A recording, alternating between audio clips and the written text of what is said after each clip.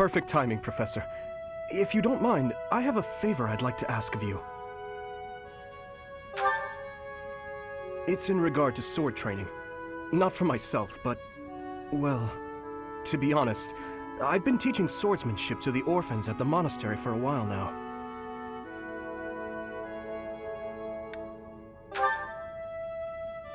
Some of them saw me sparring with the knights one day. They started pestering me to teach them. They were so earnest, I couldn't help but oblige. There's much I wish to show them, but due to my own studies and training, I'm afraid my time is rather limited. Which brings me to my favor. Your swordsmanship is unmatched. I hate to ask this of you, but would you consider lending me a hand?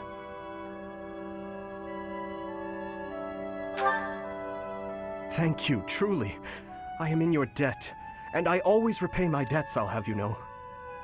All of these children lost their families and homes to war or illness. This may sound a bit arrogant, but I feel it's my responsibility to help them. I lost my parents without warning, too. In that way, we're the same. In Dusker, I lost my father, stepmother, and closest friends. I didn't have many allies at the castle after that. In truth, I had only to do for companionship.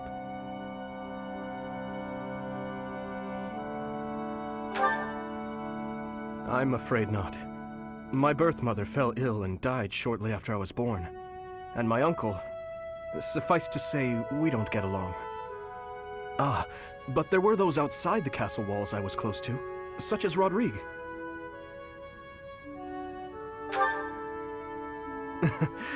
Pardon my rudeness. I meant Lord Rodrigue. He is my father's old companion, and the father of Felix. On the occasions he would visit the capital, he'd take me out hunting or on long horse rides. While Dedu is like a brother to me, Rodrigue is more like a second father. It might sound ridiculous, but he's the kind of man I hope to become one day. Someone who helps others.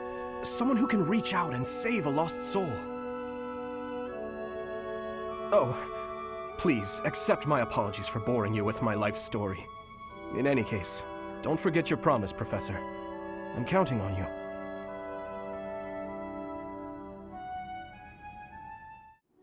Thank you for your help the other day, Professor. Please, allow me to express my gratitude by taking you to dinner.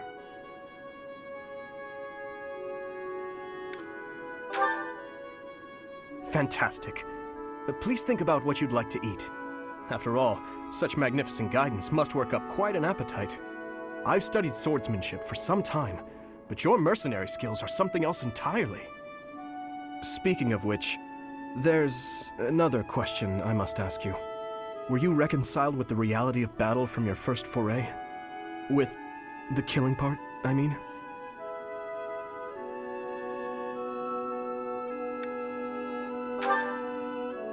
I see.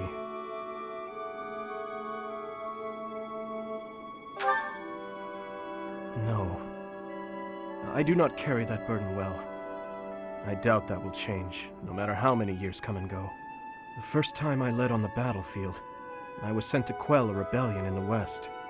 It was not a difficult fight. The enemy was not well trained, and their morale was low. A swing of the lance, and your opponent falls. A flash of your blade, and a path opens up. That's the sort of battle it was. Easy, right?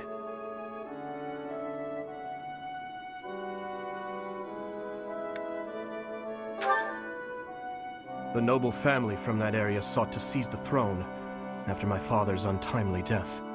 The leader of the rebel army was defeated, and the rebellion quelled. This was at the height of the post-war period. I recall coming across a dead soldier's body. He was clutching a locket, and inside was a lock of golden hair.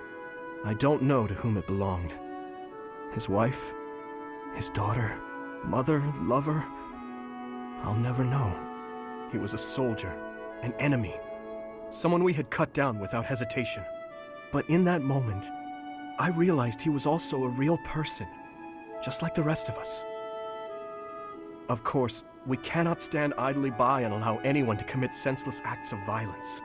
Yet, in dispensing what we call justice, we take the lives of cherished family members, beloved friends, Killing is part of the job, but even so, there are times when I'm chilled to the bone by the depravity of my own actions.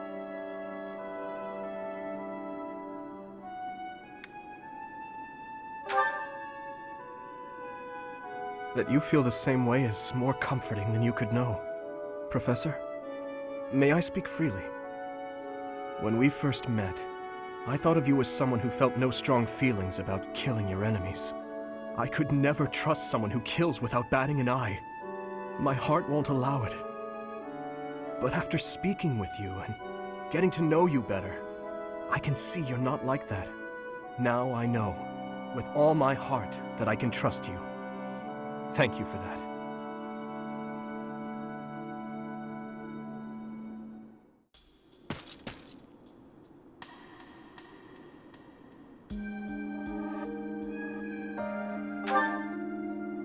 Sleep evades me, so I thought I'd get in some extra training. I was just about to finish. Perhaps it is the gloomy weather, but I am feeling the sting of wounds that should have healed long ago. The injury I got when that girl stabbed me after the battle at Gronder. Her eyes were filled with revenge, just as mine once were. I don't know, but I have a guess.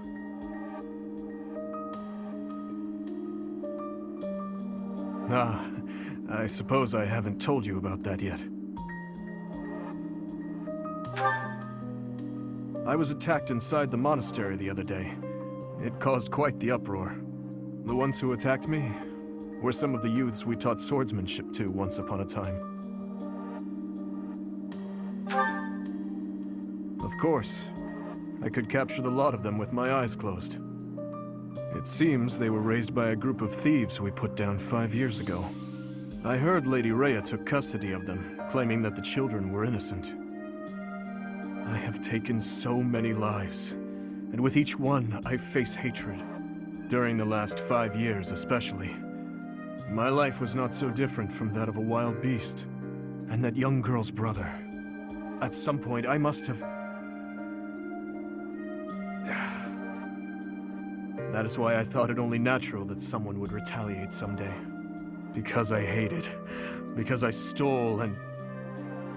because I killed. But with those children, it's different. We drew our blades with the best of intentions, only to hurt them in the end. I suppose this is yet another thing we will just have to live with.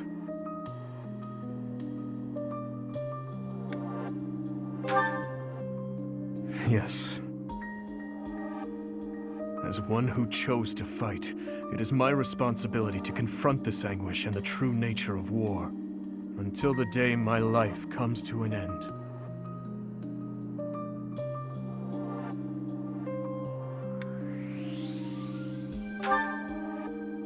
Thank you. You know, Professor, there is something that I only recently realized. I never knew it could be so comforting to have someone standing by my side.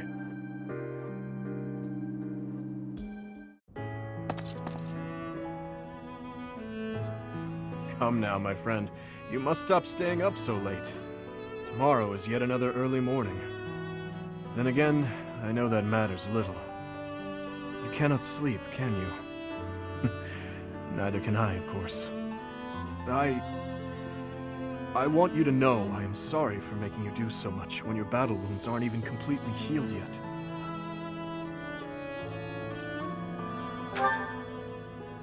Do not worry about me. My shoulder has healed nicely. I still have some numbness in my hand, but it should not hinder me too much.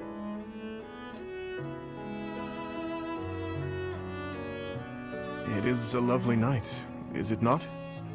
How many years has it been since I was kept awake by hopes for the future, rather than by nightmares of the past? I have had the same nightmare for 9 long years. A nightmare in which I am constantly tormented by those who have died. They ask me why I have not avenged them, why I got to live, yet they had to die. No matter how many corpses I piled up for them, in the end, their voices only grew louder. Voices loathing me, calling out to me. Their inescapable death cries ringing in my ears, clinging to my soul. Even now, I can always hear them. I am certain I will be hearing them until the day I die. But I will not cover my ears. I will go on living, and their voices will serve as a warning. As a king, and as a wretch who claimed countless lives. I will build a kingdom where the people can live in peace. I am sure she would laugh and call such talk foolish. But I wish to change this world in my own way. Well, Your Grace, things will be busy from now on. Our first order of business is tomorrow's coronation. Once a professor and student, now an archbishop and a king. How very far we have come.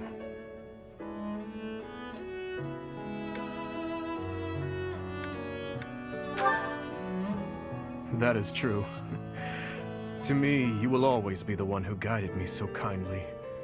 My ally through all. My beloved... Yes, my beloved.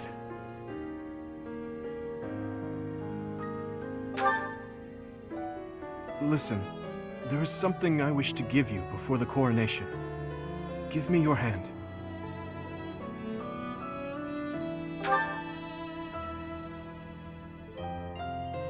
Please, I beg of you, say something.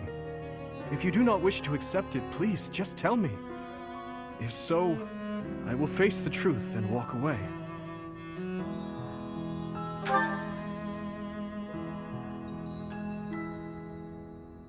What is this?